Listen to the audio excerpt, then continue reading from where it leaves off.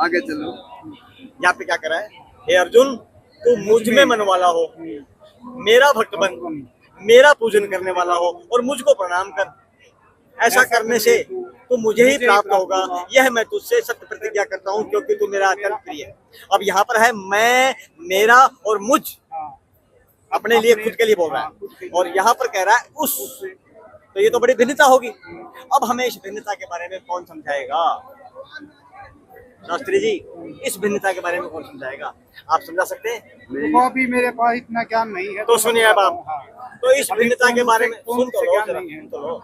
तो इस भिन्नता के बारे में समझाने के लिए महाकाल भगवान ने एक ऑप्शन छोड़ दिया गीता में। वो ऑप्शन देखिए पहले, अध्याय नंबर 4 का श्लोक नंबर 34 देखिए। ये है जी 4 और ये है इसका 34। क्या कहता है जी, पढ़ना जरा। उस ज्ञान को तू तत्वदर्शी हम्म, ज्ञानियों के पास जाकर समझ समझ। मेरे पास में नहीं जो है, तत्वदर्शी ज्ञानी है, तत्वदर्शी होगा। जो 5 तत्वों के बारे में जानकारी रखता है। 5 तत्वों पांच के तो लिए नहीं, तो सब कुछ जानने वाला, पांच सब कुछ तत्वों से जानने अलग वाला। कौन तत्व है?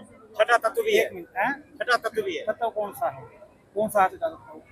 हाँ जी, छठा तत्व कौन सा है? वो आत्मा है। कौन आत्मा हाँ तत्व है? हाँ, अच्छा, बताइए मेरे को उसके विस्तार बताइए।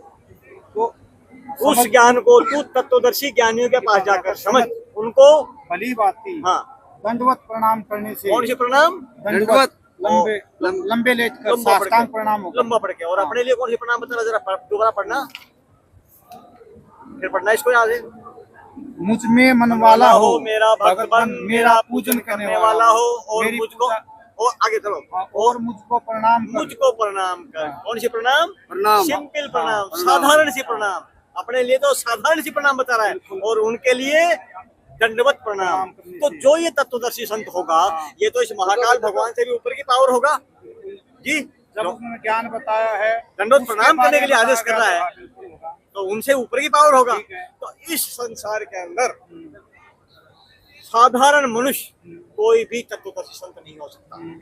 जिसको तत्व ज्ञान होगा वो साधारण भी नहीं होगा। ठीक है जी, हाँ, ये सत्य क्योंकि है। ब्रह्म को भी ज्ञान नहीं है। हाँ, तो ब्रह्म से पैदा हुए 3 पुत्र, ब्रह्मा विष्णु महेश। तब जब उसके पिताजी को ज्ञान नहीं है, तो उनके पुत्रों को ज्ञान कहाँ से आएगा? बिल्कुल। और ये जो सृष्टि चली हुई है, ये सारे ब्रह्मा विष्णु महेश से चली हुई है, तो इस सृष्टि को भी ज्ञान कहाँ से होगा? तो ये तत्वदर्शी संत की भूमिका अदा करने के लिए उस परम पिता परमेश्वर को खुद इस पृथ्वी पे आना पड़ता है। ठीक है। तो उस पिताजी का नाम ये गीता ज्ञानदाता महाकाल इस गीता जी में बता रहा है।